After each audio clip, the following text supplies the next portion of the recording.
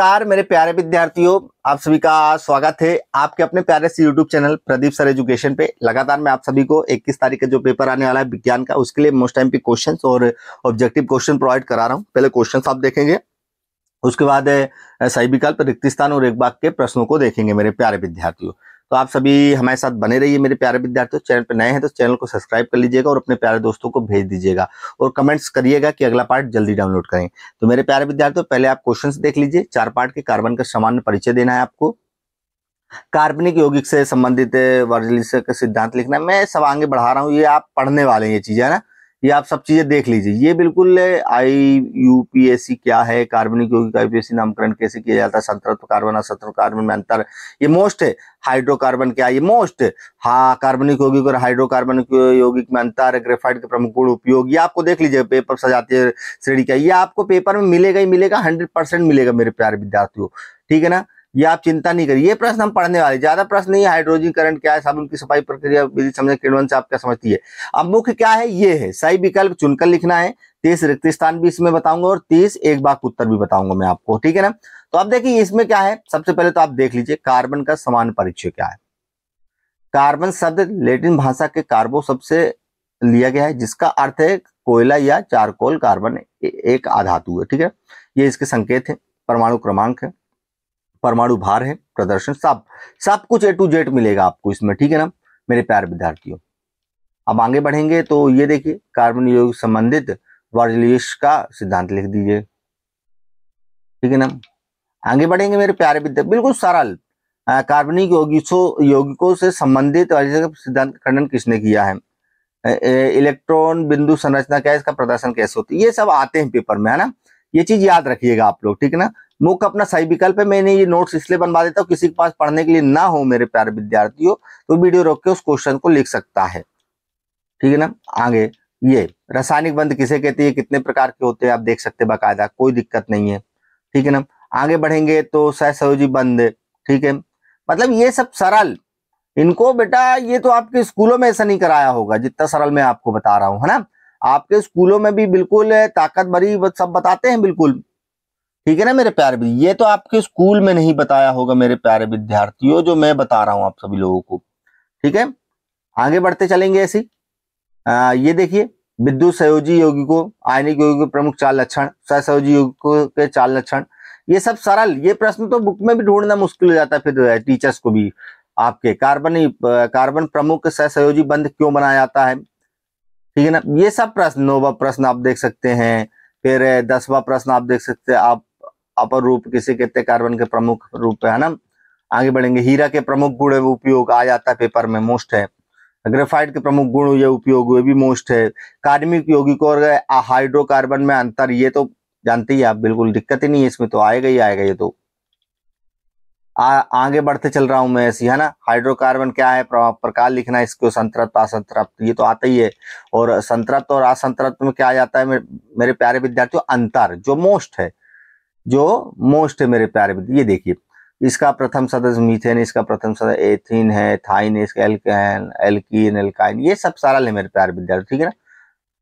बिल्कुल इनको मैं तो यही सलाह दूंगा, घोल के पी लेना। ये भी मोस्ट है, ये तो सभी जानती है, ये तो मोस्ट है, मोस्ट से भी मोस्ट है मेरे प्यारे विद्यार्थियों, ठीक है ना। ये देखिए ये प्रश्न मोस्ट से भी मोस्ट होने वाला है, ठीक है ना। आगे बढ़ते मेरे प्यारे विद्यार्थियों, ठीक है। ये सब चीजें आपके लिए मोस्ट है, ठीक है ना मेरे प्यारे विद्यार्थियों। आगे बढ़ते चलते मेरे प्यारे विद्यार्थियों, थोड़ा सा इसको ऊपर कर देते तो क्लियर सब दिखाई दे। हाँ ठीक है, ये संरचना है आप लोगों को, ये तो कॉपी में स्कूलों में भी सिखाई गई होगी। एल्केन की संरचना कैसे बन रही है, एल्काइन की संरचना कैसी ये बंद है ना। ये बिल्कुल सरल तरीके है, ठीक है ना। दूसरा कदम कैसे लेना है, सबसे लंबी सी की संख्या चुनना, उसका नाम देना है, ठीक है। इन चीजों पे मैं सब ये चीजें शुरू से आप लोग मेरे साथ जुड़े हैं तो मैंने सोचा बेनिफिट दे दिया जाए आपको कुछ ना कुछ, क्या कि अभी थोड़ा आप देख भी लेंगे। साल भर क्या होता है, बच्चा देखता नहीं है, हटाओ यार क्या देखना है, सर जी तो यही रोज रोज बताते रहते हैं। ये मेरे प्यारे विद्यार्थियों बिल्कुल सरल है,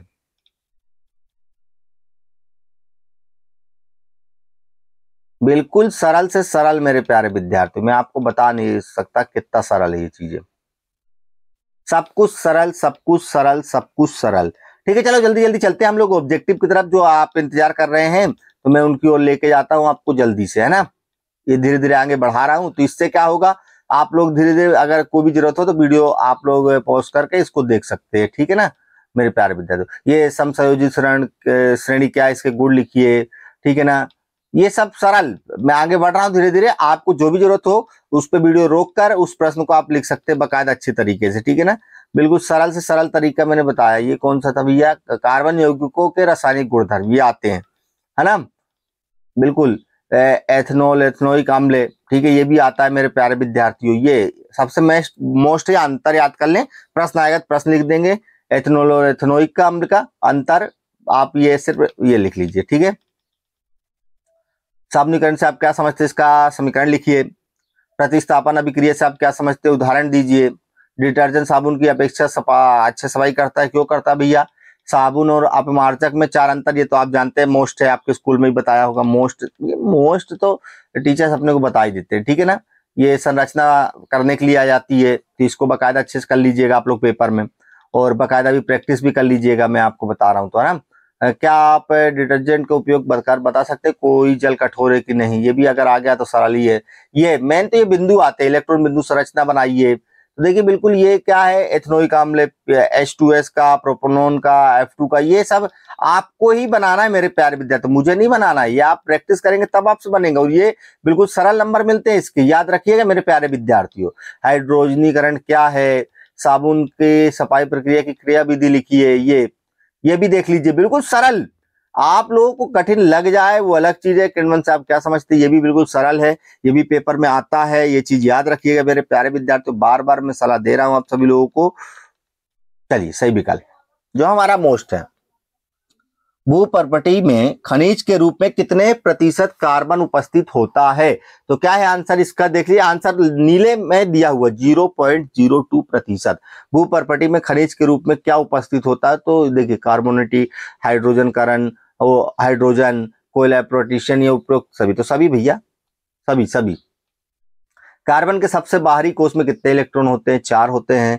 कार्बन के अपरूप कौन कौन है, तो उपरोक्त इसमें से सभी हैं, ग्रेफाइट भी होता है, फ्लोरीन में होता है, हीरा भी होता है, और उपरोक्त सभी होता है। सीएनजी का प्रमुख घटक क्या है, मीथेन है इसका प्रमुख घटक। नाइट्रोजन की परमाणु संख्या कितनी होती है मेरे प्यारे विद्यार्थियों, 6 होती है, 7 होती है, 8 होती है, 9 होती है, तो 7 होती है, ठीक है ना। ऑक्सीजन को अष्टक पूरा करने के लिए कितने इलेक्ट्रॉन की आवश्यकता होती है, 2। कोई दिक्कत ही नहीं मेरे प्यारे विद्यार्थियों। ऑक्सीजन के परमाणु के कोष में कितने इलेक्ट्रॉन होते हैं, 5 होते हैं, 6 होते हैं, 7 होती है, 8 होते हैं, तो 6 होते हैं। क्लोरीन की परमाणु संख्या कितनी होती है, 15, 16, 17, 18 में, तो 17 होती है। हाइड्रोजन के कोष में कितने इलेक्ट्रॉन होते हैं, तो 1 होते हैं। कार्बन के बाहरी कोष में कितने इलेक्ट्रॉन होते हैं, तो ये जरूर गड़बड़, हाँ चलो, ये जो आपको क्वेश्चन दिख रहा है, ये कार्बन के बाहरी कोष में कितने इलेक्ट्रॉन होते हैं, इसमें सिरका लिख दिया मैंने, है ना। अब इसको आपको कमेंट्स करना है कि कार्बन के बाहरी कोष में कितने इलेक्ट्रॉन होते हैं, ठीक है ना मेरे प्यारे विद्यार्थियों।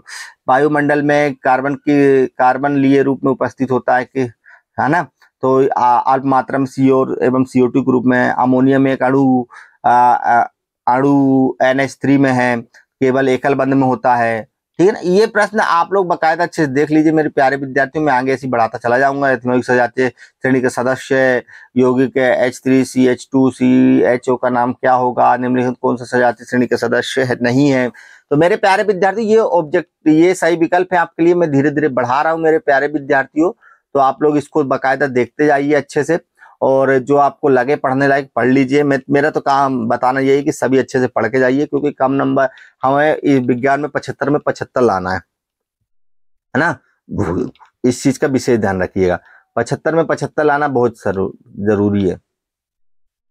बिल्कुल सरल से सरल ऑब्जेक्टिव, सभी के आंसर दिए हुए, ऐसा नहीं है कि पहले मैंने क्या था कि ऑनलाइन आने वाला, मतलब मैं लाइव क्लासेस लगाने वाला, मैंने सोचा कि लाइव में बच्चे काफी डिस्टर्ब हो जाएंगे, इसमें क्या है कि जितनी देर चाहे उतनी देर देख लेंगे, और बाकी देख तो उसमें भी लेते, लेकिन क्या है कि लाइव क्लास में बच्चा तो दूसरे प्रश्न भी सुबह सुबह हो सके याद कर रहा हो, तो मैंने सोचा कि लाइव में लाके इन्हीं क्वेश्चनों को मैं बता दूं आराम से, तो बच्चे इसमें से क्या होंगे देख लेंगे, बिल्कुल सरल। और आपको अगला पार्ट चाहिए हो तो कमेंट्स कर देना मेरे प्यारे विद्यार्थी, तो मैं जल्दी से अगले पार्ट के भी आपको वीडियो बना दूंगा। आप लोग कमेंट्स नहीं करते हैं तो थोड़ा अपने को भी लगता है कि विद्यार्थी लगता है देख नहीं रहे हैं, है ना। तो नए नए चैनल, ये तो आप सभी लोग भी जानते हैं, आपकी बदौलत ये चैनल चल रहा है, तो आप सभी लोग इस चीज को विशेष ध्यान रखिएगा। देखिए, रिक्त स्थान है, कार्बन की संयोजकता कितनी होती है, ये 4 होती है। खाली स्थान में संलग्न क्षमता अधिक होती है कार्बन में। तीसरा है, सिरका में खाली स्थान होता है, एसिटिक अम्ल होता है। शराब में रिक्त क्या है, एथिलीन एल्कोहल है ना। अब क्या यौगिकों में समय तक गुण पाया जाता है कार्बनिक का, ये सब सरल है। तो आप लोग इसको देख लीजिए, आंसर सबके दिए हुए हैं, क्योंकि देखिए मैं आंसर नहीं देता तो कहाँ ढूंढते आप आंसर इस चीज को लेकर। तो मैंने भैया सबके लिए यही सोचता हूँ, मैं अपने प्यारे विद्यार्थियों के हमेशा समर्पित रहता हूँ मैं। एक चीज विशेष ध्यान रखिएगा, है ना। तो बिल्कुल सरल से सरल तरीका, ठीक है ना। ये देखिए, अब इसके बाद एक शब्द में भी उत्तर में काफी दिक्कत आती है, तो मैंने सोचा कि ये बना दिया जाए। IUPAC नाम बार बार आता है मेथॉइन का, सबका देख लीजिए, मैं सबके लिख दिए, ये आपके बुक में, और यहाँ तक आपके टीचर्स नहीं बताएंगे ये थे, ये चीज याद रखिएगा। एक एक कार्बन एक परमाणु है, संगल क्रिया में सूक्ष्म का क्या होता है, ये सब सरल से सरल तरीका बताइएगा मेरे प्यारे विद्यार्थी। ये क्या है कि, और जो बच्चे इस साल 9th में थे वो 10th में जुड़ जाएं मेरे प्यारे विद्यार्थियों, कि आपके लिए बेनिफिट ये है कि मैं आपको साइंस कंप्लीट करा दूंगा, इंग्लिश कंप्लीट कराऊंगा, मैथ कंप्लीट कराऊंगा। ये 3 सब्जेक्ट तो मैं बिल्कुल अच्छे तरीके से आपको कंप्लीट करा दूंगा मेरे प्यारे विद्यार्थियों। तो एक चीज विशेष ध्यान रखिएगा मेरे प्यारे विद्यार्थियों, आपके लिए हमेशा मैं बना हुआ हूँ और हमेशा बना रहूंगा, ठीक है ना। आपको जल्द से जल्द ये 30 क्वेश्चन हो गए, और ये देखिए ये अगले पार्ट, यानी कि अगला जो हमारा 5 पार्ट होने वाला है, उसके लिए भी मैं क्वेश्चंस आपको प्रोवाइड करा दूंगा मेरे प्यारे विद्यार्थी। लेकिन पहले, उससे पहले इस वीडियो में बहुत सारा प्यार दीजिए और कमेंट्स में लिखिए, हाँ सर हमें अगले पार्ट के क्वेश्चन जल्दी अवेलेबल कराइए, ठीक है मेरे प्यारे विद्यार्थियों। फिलहाल अभी के लिए इतना ही। जय हिंद, जय भारत, जय वंदे मातरम, जय श्री राम मेरे प्यारे विद्यार्थियों। जल्दी कमेंट्स करिएगा, इंतजार रहेगा आपके कमेंट्स का, आपके प्यार का। जय हिंद।